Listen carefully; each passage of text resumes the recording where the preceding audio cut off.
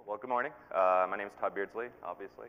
I work at Tipping Point, and I am the lead counter-fraud engineer, which is a very awesome title. And it basically means I spend a lot of time looking at phishing websites, bank fraud websites, spam, quite a bit of that, and that's pretty much my main area of focus. And to that end, I spend a lot of time looking at evil websites. And I do it, of course, safely in VMware, but I really like Firefox. And I was getting really irritated that every time I wanted to know something more about the website I was on, I had to go and Control-Tab over to some other window and ping or traceroute or open up BlackHat or do some host of other keystrokes. And I'm incredibly lazy, so because of that, I got involved with this project, Monkeyspaw. So let me back up a little bit and talk about Greasemonkey. How many people here are familiar with Greasemonkey? Heard of it? Seen it? No? Okay. Okay, about 12%, I'd say. Greasemonkey is awesome cool. It is an extension for Firefox, and it allows you to inject your own custom JavaScript into the page that you're looking at. It was described by one of the primary developers, Aaron Bodman, as bookmarklets on crack, because bookmarklets, if you've worked with those, are fine and wonderful, and they're little JavaScript bookmarks that do typically one function on the page you're looking at, but they're not persistent, and they have some pretty serious limitations just based on size. So he developed Greasemonkey, which is a great and wonderful API for doing lots of JavaScript code on your own. Mainly designed to, like I said, fix broken websites, make things prettier. It's not really a replacement for AdBlock, which I'm sure many more of you are familiar with. AdBlock is much better at rewriting websites, removing ads. But this Greasemonkey is designed primarily just to mess with the document object model as you see it. And it really kind of fulfills, I think, the promise that Firefox made about 2 years ago of it's your browser, it's your internet, right? So I will see if I can actually do some local things without the network. So let me see if I can do that.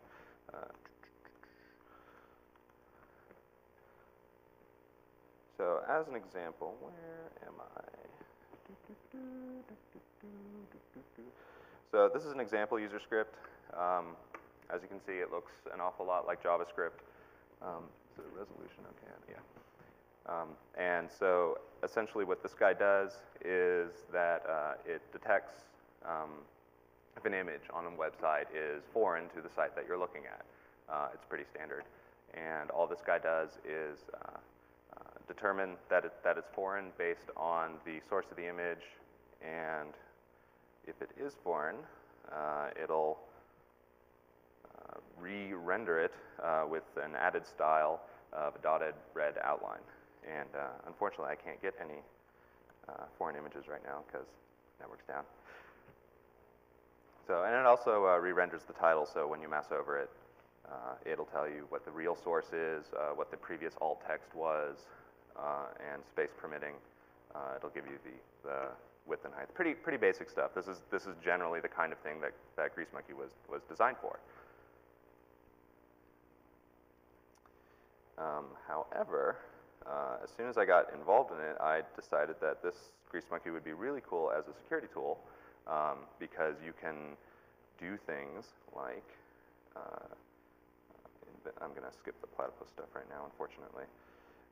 You can do things like query other sites about the site that you're on. No. And let me see if I can pick up some wirelessness.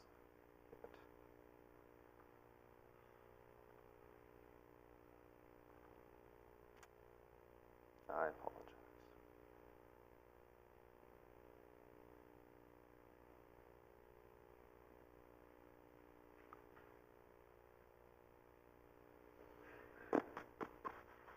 Nope, not yet.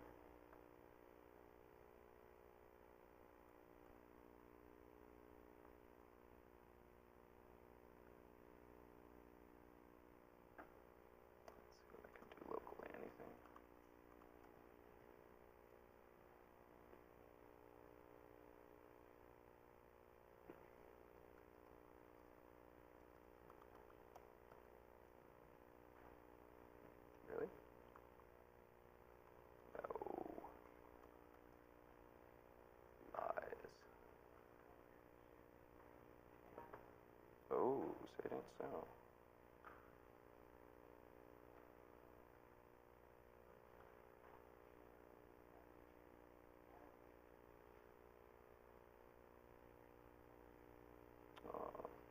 Google's down, I know.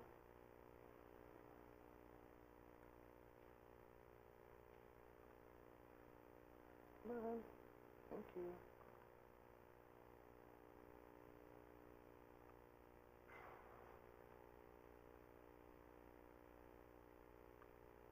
Oh, hello. That's kind of a funny address. Let's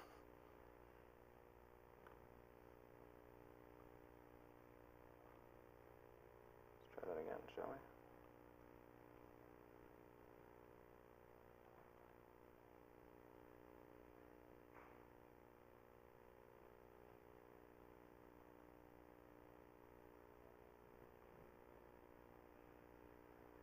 Hey, we may be in luck.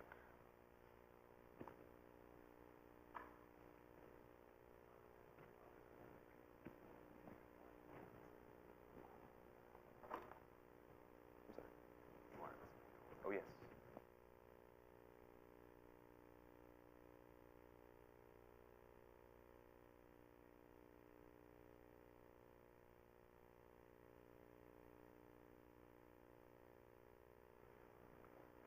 All right, well, we may have a solution forthcoming. Hooray.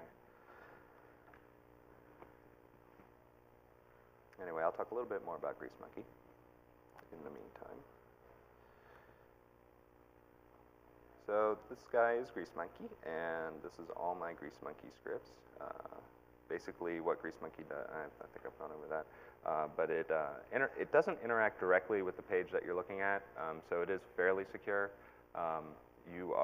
When you run Grease Monkey script, you're not injecting like script tags into the page that you're viewing at the moment, but you're in fact injecting it into the DOM that's in memory, and it all incidentally does this all in its own Grease Monkey sandbox. And so the upshot of that is that foreign web pages can't redefine methods and objects to screw with you and your Grease Monkeyness, which is handy. And this was not always the case, unfortunately. Back at about 3 versions ago, it was possible for evil websites to commandeer Grease Monkey, which is kind of a bummer because Grease Monkey also exposes some functionality that normal JavaScript in Firefox does not allow you to do, namely, and probably most significantly, the API GM XML HTTP request, similar to the regular old XML HTTP request, except that unlike Firefox, Grease Monkey can go out to foreign domains and incorporate data from those foreign domains into the page you're looking at. This obviously is terrible security for normal cases, but because you're running in your special sandbox, it's generally okay. There's still remaining a slight problem with the security model in that you can still detect Grease Monkey remotely.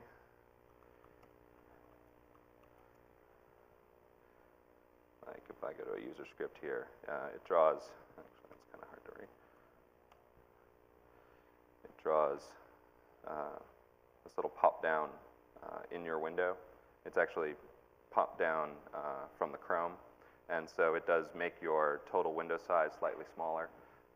So websites can evaluate your total window size before and after by trying to load a Grease Monkey script for you, and then detect that you're using Grease Monkey, and then of course present different data to foil your forensic efforts.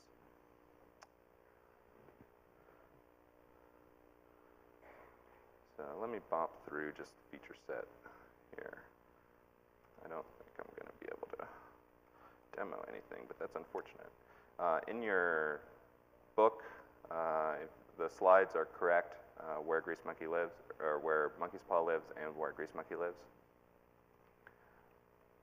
So you can download it at your leisure and mess around with it yourself. And that's all live right now. So let's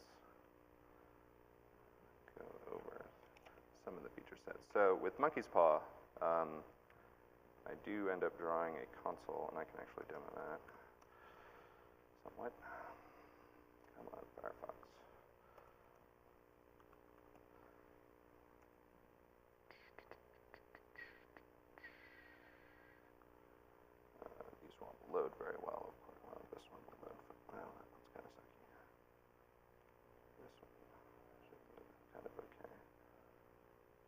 my phishing website. Pop up Grease Monkey. Mold.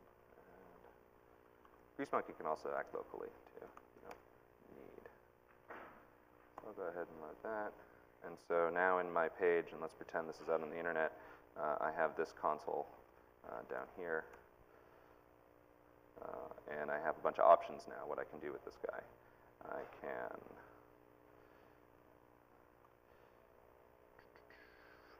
I can do an IP query. What this guy does is he goes out to a webified name resolver. In this case, it's at fifi.org. They're pretty quick and reliable. So I will look up this domain name, which obviously won't work in this case because A, I can't get to Fifi, and B, there's no domain for a file. It'll look at that, and then I also look up some geolocation information from the free geolocator. What is it called? hostip.info. And it's fairly accurate. It's very accurate for countries and reasonably accurate for cities. So you can be looking at your evil eBay site and say, aha, you guys are in Hong Kong, and so I can expect at least 2 days for you guys to shut down. Incidentally, these pop-up boxes are draggable and all that fun stuff there. So I can do other things like a DNS lookup. This pretty much hooks into Netcraft's toolbar data source. They have a whole web API open for that. And so the big bonus for there is that you get to use their data and their lookups without submitting the Netcraft tracking information that comes with your toolbar, which is nice for privacy dorks. And server info, and again, imagine this is all actually happening. Server info gives a syntax highlighted reading of all the HTTP response headers from the page you're looking at. And it's highlighted specifically for things that I'm interested in, mainly things like, the version, obviously. I want to look at, any installed modules. These are going to be highlighted. Things like, PHP and whatever. I'm going to be looking at, I dump them all, but it's all colored fairly differently. And there's some funny stuff in there. And then finally, I have a handy report box, and this guy comes up, whoa, hey, am I able to talk to the internet now?